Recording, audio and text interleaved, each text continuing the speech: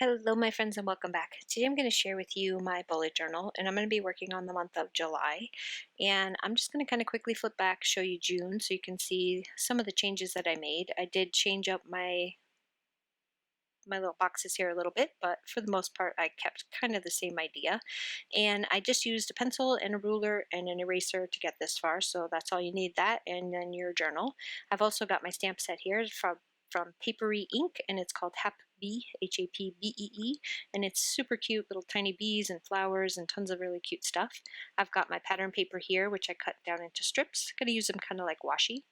And I've also got some hexagon dies here along with a honeycomb die that I'm going to be using.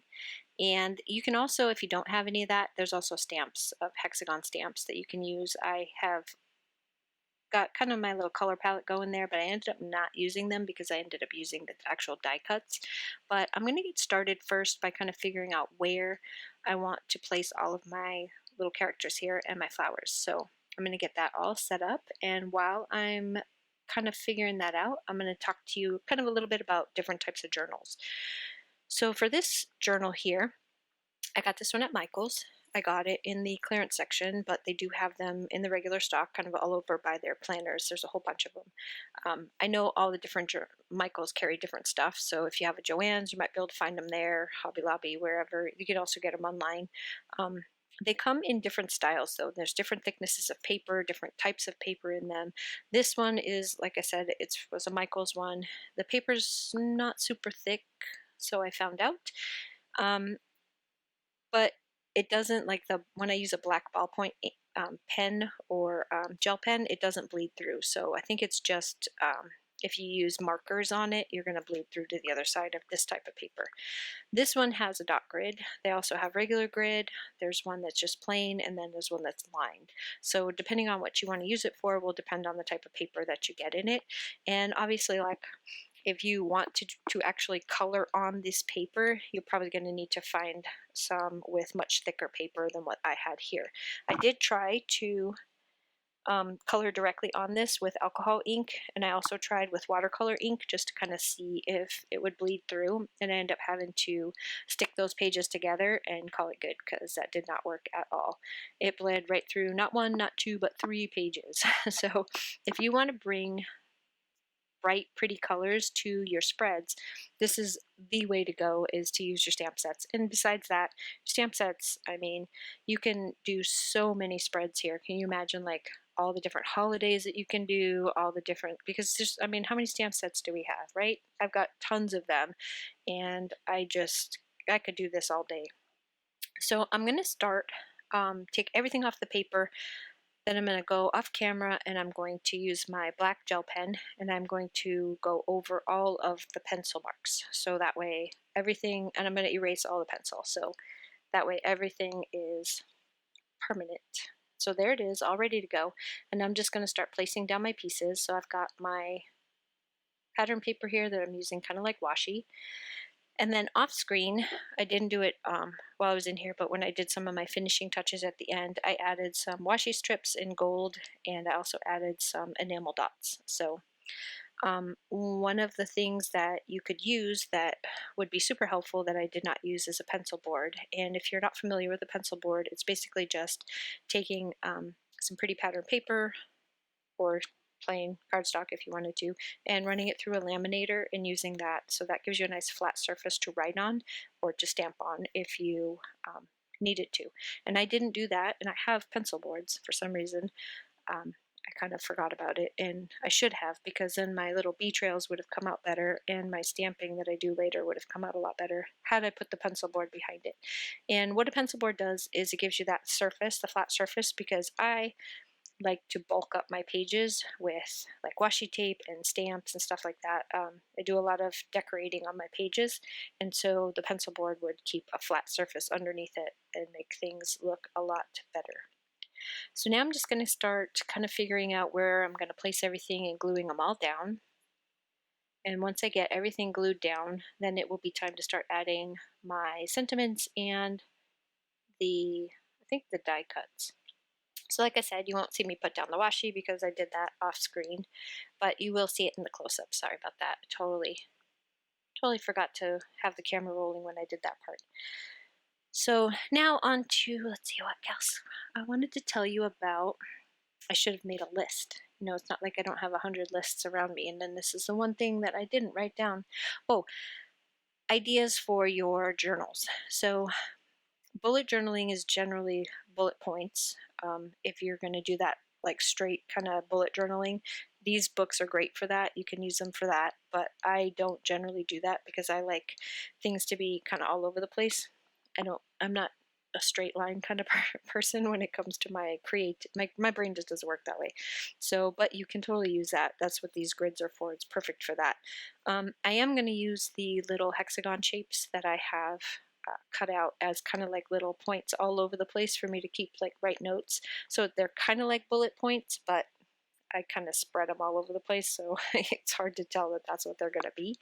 And um, that's one of the things that you can do, but you can also use these for other things besides this. Like you could totally use this for memory keeping. So imagine instead of these boxes that you make frames, put your photos in it, decorate your frames with all of your little characters here, and then make another box to do all of your journaling in to tell, you know, who, what, where, when, why your photograph was. That would be totally cool. You can use these for budgeting. A lot of people use these types of journals to do budgeting. I don't do any budgeting. My husband does all the budgeting, and he just tells me what I can spend. So, but these would be great for that. School. You could use these for school. So you could have all your class schedule in here and make it look super cute. You can have your study information, all that good stuff. Can be on pages like this. And a good place for you to find ideas for your spreads here, because I don't know about you, but if I get stuck and I'm not sure what I want to do, whether it's this or card making or whatever, I go to the internet because I get so much inspiration from everybody else, and then that kind of jump starts my creativity, and then I just take it in a whole nother direction. So you could go to Pinterest, tons and tons of boards on journaling and bullet journals and spreads like this. You can go to Google. If you're not a Pinterest person, you can Google it as well. YouTube is a great place. Tons of people put videos like this up where they're kind of explain their design process and where they come up with their ideas.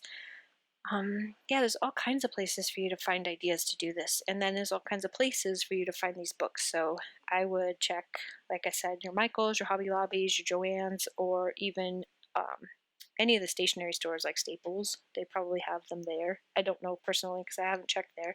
The last time I checked anything at Staples was for what did I go there for? A planner, and it was like the most expensive planner I'd seen in like for what it was. It was way too expensive, so I never went back and looked. But they might have these journals as well, and like I said, like Amazon, all kinds of different places have them. So now, I'm going to get back to this actual page since I've been just jabbering on.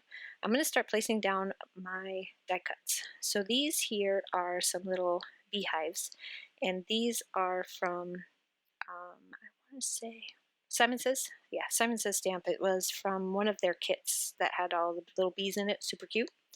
And I love this. I use it, actually used it quite a lot. This is one of the few stamp sets, not stamp sets, die sets that I really, really love. If you follow me at all, you know that I use the hexagons quite a bit. So I'm just going to kind of fill these in. I grabbed some pattern paper that I thought would match color-wise, not pattern, cardstock that I thought would match pretty well my spread here. So I'm just going to kind of fill these in. I'm trying to think if there's anything else I wanted to tell you about. This stamp set is going to be linked below, along with the coupon code for the Not Too Shabby Shop, so that if this one is one that you want to give this a try with, it's there for you to get. I double checked right before this. I started doing the voiceover to make sure that they were still in stock, and they were. There's also a whole bunch of other really, really cute stamp sets by this company, Paperie Ink. This is my first stamp set from them, and I really did enjoy it. I like it a lot. So once I get this all filled in, I'm going to start putting these little hexagon shapes kind of in the boxes, and that's what I mean by bullet points. So I'm going to be using them kind of all over the place, and it's just places for me to write. And then you can always just use them to check off, or, you know, if it's a list, you can check off whatever it is that you're wanting to finish. Isn't that just so cute? It just makes me smile when you open this up. It just makes, I don't know, it's just so cute. If you're like the June one that I showed you at the beginning, that one was all just using, what did I use? Let me see, I got it sitting right here. So I can tell you this does not bleed through, but it's not something you want to color with. This was the Stedler, the Tri Plus Fine Liners. So I used that to write in the days of the week on top of the vellum, and I also used it for the June spread. So it comes with a bunch of different colors, but Michael's also, sitting here looking at it, Michael's also carries these individually, so you can also pick them up just whatever colors you want without having to buy like a whole pack of them, because they're not cheap, that's for sure, but they definitely work and they don't bleed through. So that June spread that you saw was done with the fine liners from Stedler. Just going to finish up the last of this. I don't really have much else to tell you about other than I had a really good time playing with this, and I think you will too. So give this kind of journaling a try. I think you guys will really like it. And I'll just say thank you so much for stopping by. I really, really appreciate it. I hope you guys have a wonderful week, and I will see you again real soon. Bye-bye.